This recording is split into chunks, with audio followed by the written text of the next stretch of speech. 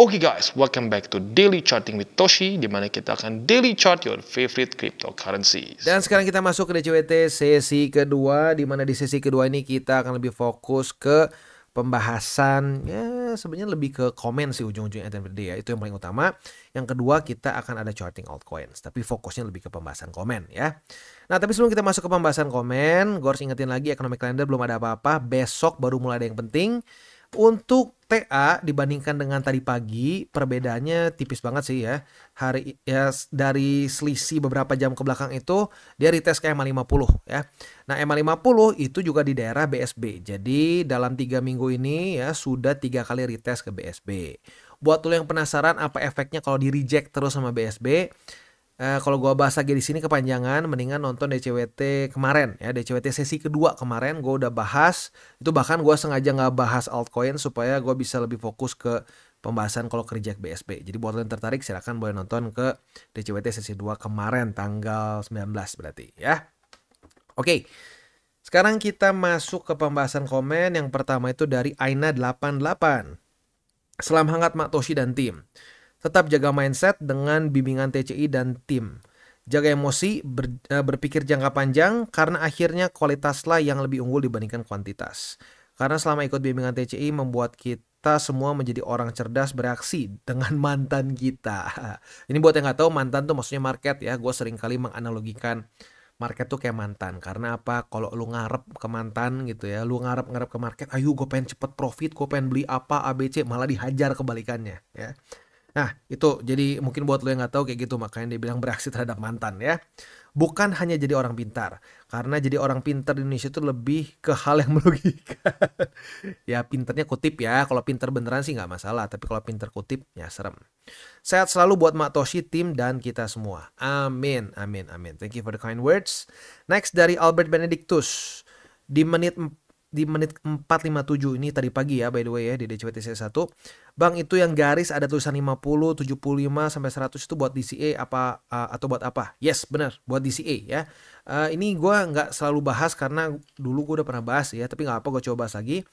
Jadi kalau sampai kena titik ini atau kena garis ini, kita udah mulai akumulasi 50%. Jadi misalkan lu anggap lu punya dana 1 juta sebulan gitu misalkan buat DCA ini. Kita kalau gua pribadi sih bagi 10, kalau bisa lebih ya. Bagi 10 berarti per sekali nembak 100.000. Nah kalau kita kena area 50% tuh udah kena aja nih, kena sekali nih, set gitu ya. Nah udah, mulai dari situ kita terus akumulasi 50%. Kena 75% berarti 75, 100%. Berarti kalau secara rupiahnya dengan asumsi tadi ya 100.000 per sekali nembak, ini goban atau 50.000, ini 75.000, ini 100.000. Begitu, tinggal disesuaikan aja sama kondisi dana per bulannya berapa lu masukinnya ya. Tapi persentasenya seperti itu ya. Next dari Jason Kristanto. Bang Toshi mau tanya, ini Toncoin kan salah satu altcoin yang prospek, apalagi sekarang banyak banget airdrop dan koin yang pakai blockchain dari Ton. Nah, kalau invest di Toncoin atau dengan koin dengan fundamental bagus untuk jangka panjang, menurut Bang Toshi worth it atau enggak? Mengingat altcoin bagusnya hold buat 1 cycle aja. Thank you Bang Toshi, thank you Bang Sato. Jadi gini, kalau menurut gue boleh aja, kayak dari cycle kemarin pun gue ada yang gue tetap bawa ke cycle ini. Contoh kayak BNB, Solana, kalau jujurnya banyak sih BNB lah ya, BNB masih cukup banyak gue hold. Yang sisa-sisa tuh kayak Solana, ada sisa-sisa dikit dari TP, lalu AVAX ada sisa dikit dari TP, Cardano juga ada. Tapi in general, rule of thumb-nya seperti ini ya. Rule of thumb-nya itu, pastikan misalkan lu invest di Ton atau di altcoins apapun, saat dibawa ke cycle selanjutnya itu modal lu tuh udah beres. Bukan cuma modal, kalau bisa udah lu bear profitnya. Jadi modal udah beres, udah ada cuan juga. Jadi udah masuk ke kantong nih untungnya. Nah sisanya lu bawa ke cycle selanjutnya untuk jangka panjang itu oke. Tapi sekali lagi dengan catatan, lu udah harus untung dulu dari altcoin itu. Kalau BTC enggak, itu mungkin punya kasus khusus lah. BTC, Ethereum bisa kita udah hold aja. Lu nggak sentuh sama sekali porto buat gua pensiun. Itu mungkin boleh lah. Tapi kalau untuk altcoins pastikan lu udah profit dulu dan udah ada cuannya. Kalau bisa cuannya lu bear. Begitu ya. Next dari Darwis Chung ya. Thanks Mak Toshi, ilmunya kepake terus. Mantap Mak Toshi, sekarang udah jadi dokter Toshi. Terus lanjut terus bro, yang penting jangan jadi dukun Toshi. Bener ya. harus diingatkan ya, harus terus diingatkan supaya gua tidak menjadi dukun ya. Karena lagi-lagi manusia itu penuh dengan bukan ketidakpastian apa, penuh dengan kecacatan lah begitu ya. Semoga doain terus biar gua bisa ya sampai kapanpun nggak jadi dukun begitu, karena jujur sih gue males sih ya, tapi ya lagi-lagi sering-sering aja diingetin ya, kalau sampai udah rada melencong-melencong nah mungkin diingetin, karena itulah tugasnya komunitas yang baik. Komunitas yang baik itu harusnya bisa membuat orang lebih baik lagi begitu ya. Next dari Eren Yeager The Rumbling, ini kayaknya lu bener-bener suka banget ini ya, AOT ya. Oke, next Matoshi mau tanya, kalau misal kita nungguin masa-masa QE, apakah altcoin rata-rata udah pada di pucuk? Thanks Matoshi dan TCI. Kalau kita di masa-masa QE ya, QE itu buat lo yang nggak tahu ya, berarti interest rate udah turun, balance sheet udah mulai naik tuh ya. Kalau di awal banget QE, dari data yang kita punya di cycle sebelumnya ya, kita lihat sendiri aja di sini ya. Kita ambil interest rate di bawah, kita taruh interest rate sama balance sheet ya. Nah, waktu dia turun sampai di bawah sini ya. Nah, di masa-masa sini tuh sebenarnya kalau kita ambil altcoins kayak contoh AVAX gitu ya. Aduh sebentar, AVAX kurang panjang sayangnya datanya nih. Mana ya? BNB deh ya. Nah, BNB. Kalau lihat di sini, waktu udah QE ya, BNB belum ngepump gitu. Sebenarnya altcoins belum ngepump. Makanya nggak telat sih kalau lu nunggu dulu sampai ini turun ya, balance sheet turun. Balance sheet naik terus interest rate turun, itu nggak telat sebenarnya. Jadi belum pucuk, justru malah masih dalam kondisi yang belum terlalu ngepump sebenarnya ya, jadi malah masih sedikit di bawah. Jadi lu mau nunggu boleh, mau mulai akumulasi dari sekarang juga boleh, itu tergantung ya, tergantung lu mau seperti apa. Tapi intinya jangan all in, itu yang paling penting sih, DCA aja. Lu mau bikin DCA nya lebih kenceng waktu lagi udah QE di altcoins boleh, itu taktik lu masing-masing. Tapi yang penting satu kalau gua sih, yang pasti nggak boleh itu apa? Jangan maksain all in gitu ya.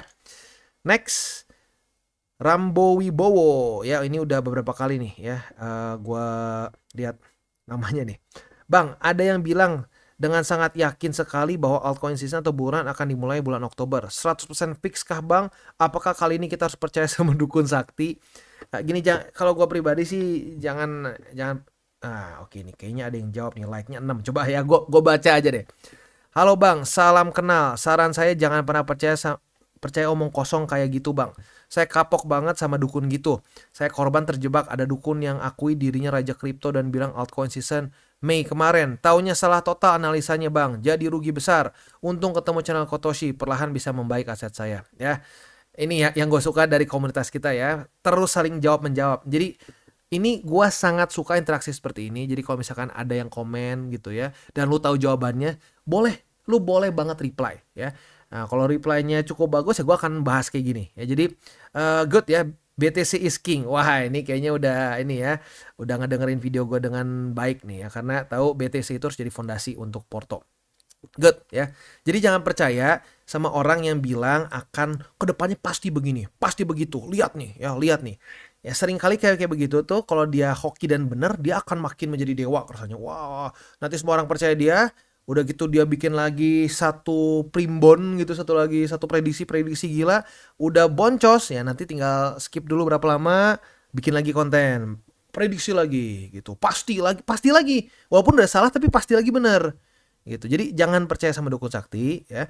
Kalau kita lihat data dan fakta aja gitu. Bahkan kalau mau ngomong gini ya, jangan percaya sama gua, enggak. Lu lihat aja data gua. Kalau lu lihat data dan fakta gua itu sesuai, masuk ke nalar lu, oke, make sense. Nah, silahkan lu ikuti. Tapi kalau nggak make sense di otak lu, nggak masuk logikanya, ya jangan percaya. Jadi kalau mau ngomong percaya siapa?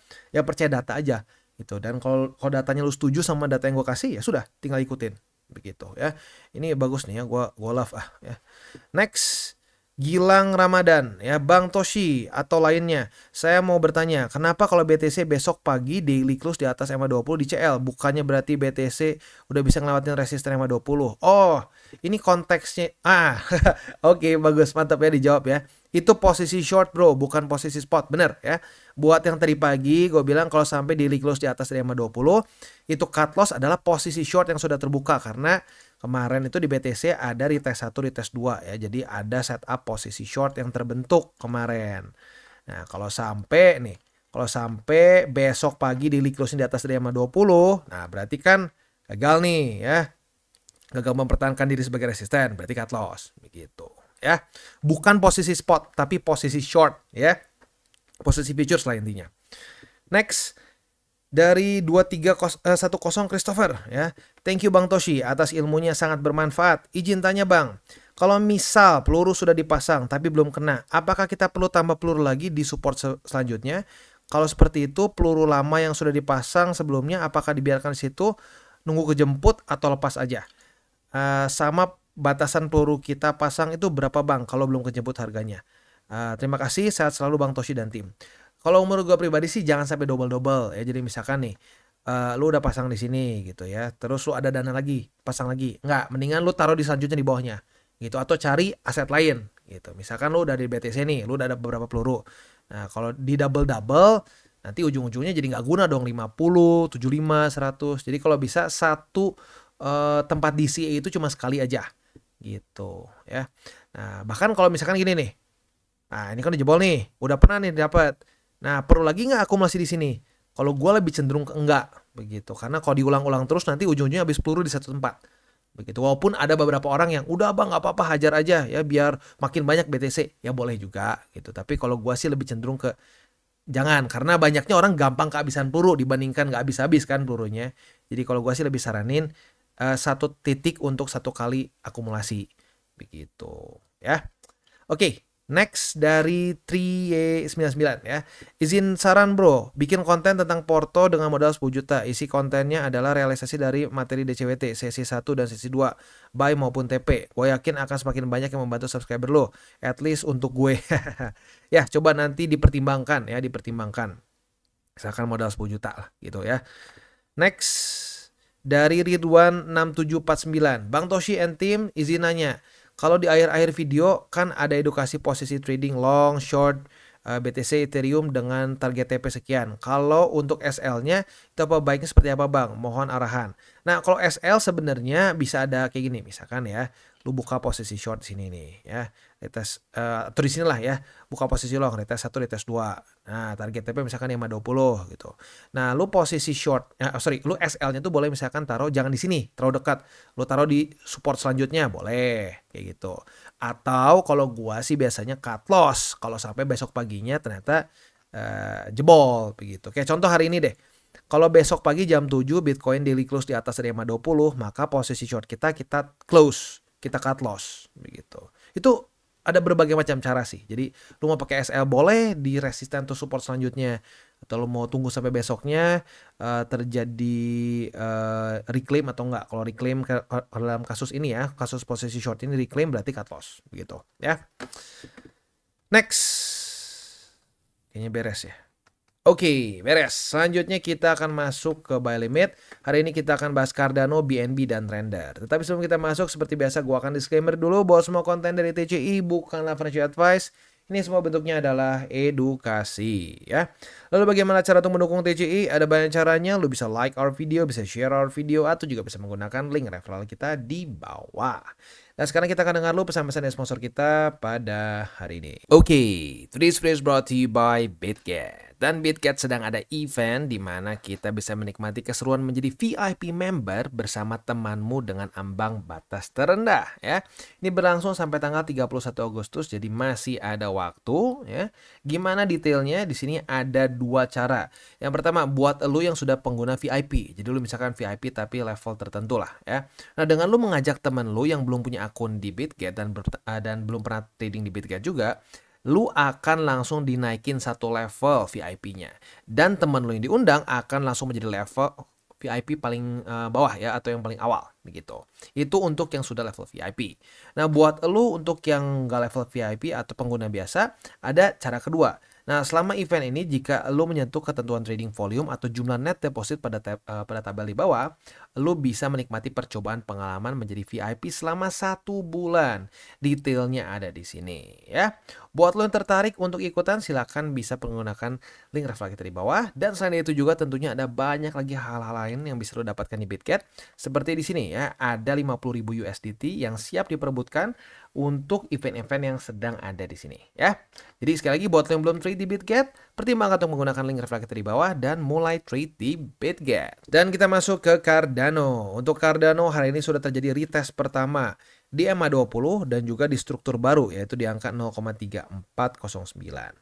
Nah, apabila besok daily close-nya di atas ya berarti udah nggak ada setup ya. Tapi kalau besok daily close-nya di bawah dari salah satu resisten ini, kita bisa pertimbangkan untuk limit posisi short, retest kedua di EMA20 atau di struktur, kita bisa buka posisi short dan target TP kita di angka 0,321. Untuk posisi spotnya di 0,321 dan di 0,311. Yang ketiganya masih cukup jauh di bawah, jadi ya antar aja lah ya kalau sampai udah lebih dekat. Next kita masuk ke BNB. Untuk BNB sudah terjadi retest 1, retest 2 di 560,1. Artinya kita sedang punya posisi short yang sedang minus ya. Nah, tinggal kita lihat besok pagi jam 7. Kalau besok pagi BNB daily close-nya di atas dari 560,1, maka cut loss. Kalau enggak, ya udah kita bisa pertahankan posisi short kita dan target TP-nya itu di angka MA50 gitu ya. Itu kurang lebih setup untuk posisi futuresnya. Untuk posisi spotnya, buy limitnya masih mirip-mirip kayak kemarin sih, karena belum terjadi reclaim technically ya. Jadi buy limitnya di EMA50 atau di EMA200, karena ini cukup dekat, gue jadikan 1. Buy limit selanjutnya di EMA20 di 521,4 ya, dan buy limit ketiga di 507,9. Jadi buy limitnya EMA50 atau 200 ini 1 ya, gue jadiin 1 buy limit. Buy limit kedua di EMA20 dan ketiga di 507,9. Next kita masuk ke render. Untuk render sudah terjadi retest pertama di EMA20 sebagai resisten. Apabila besok pagi render daily close-nya itu di bawah dari EMA20 ya, maka kita bisa limit posisi short. Retest kedua otomatis kebuka posisi shortnya. Target TP ada beberapa. Paling konservatif bisa di struktur yang masih sangat baru, fresh from the oven, yaitu di angka 4,49 ya, atau lebih tepatnya 4,495. Untuk yang lebih agresif boleh pertimbangkan target TP-nya di 4,12 gitu. Untuk posisi spot ini sebenarnya bisa sih jadi satu struktur ya. Satu struktur baru di angka kayaknya lebih pas di sini deh. Ya, lebih pas di sini deh. Di angka 4,472 ya, itu bisa jadi buy limit pertama ya, kedua di 4,12 dan yang ketiga di 3,71. Oke, itu kurang lebih untuk DCWT sesi kedua ya. Kalau gua pribadi akan mengingatkan lagi seperti biasa, jauhkan keinginan kita untuk all in. Ya, buat lo yang udah pernah ngerasain all in di pucuk, kan kebayang sekarang sakit hatinya kayak gimana ya. Mending all in di Bitcoin. Coba kalau lo all in kayak kemarin di Manta ya. Atau nggak usah, jangan Manta lah. Manta kondisinya kan terlalu berantakan. Lo all in misalkan di apa ya, yang sebenarnya nggak terlalu parah gitu, kayak BNB aja misalkan. Lo all in di waktu dia all time high nih di sini. Itu lo kondisi ke sekarang aja tuh minus, coba kita lihat ya berapa. Itu minus, aduh sebentar, ini salah tarik ya. Itu tuh kondisinya lu minus sebesar 21%. Begitu. Kalau ke week paling dalam kemana sampai 44%. Itu BNB loh. Altcoins yang terhitung bagus performanya. Nah, kalau lu yang lain-lain ya, contoh kayak Manta itu sampai minus 80%. Lalu kalau kayak kita apalagi ya yang lagi underperform tapi nggak jelek fundamentalnya itu kayak Matic ya. Matic lu bisa lihat dari high kemarin ke sekarang itu minus berapa nih? Coba kita cek ya. Salah lagi. Oke. Lo bisa lihat minus 60%-an. Begitu. Ini fundamental nggak jelek loh. Matic nggak ada permasalahan fundamental. Tapi bisa seperti ini. Nah, jadi hati-hati. Jangan sampai all in. DCA is king. Dan ingat 3 golden rules. Jangan pakai uang panas, jangan over leverage, dan berpikirlah jangka panjang. Oke guys, jadi itu adalah akhir dari segmen DCWT kita pada hari ini. Dan jangan lupa bagi kalian yang merasakan manfaat dari segmen ini, jangan lupa untuk share ke teman-teman kalian. Dan apabila lu pengen mensupport channel kita, ya TCI, jangan lupa untuk menggunakan link referral kita di bawah. Nggak wajib ya, tetapi apabila lu menggunakan link referral kita di bawah, ada macam-macam ya, dari Bybit, Huobi, Maxi, toko kripto, dan banyak lagi ya. Ya, walaupun nggak wajib, tapi kalau menggunakan link referral kita, lu secara langsung membantu perkembangan dari TCI. Dan satu lagi, jangan lupa juga untuk join Telegram group kita, di mana kita bisa ngobrol-ngobrol santai mengenai dunia cryptocurrency secara 2 arah. So, jangan lupa untuk like, subscribe, click the bell icon, and see you on the next video.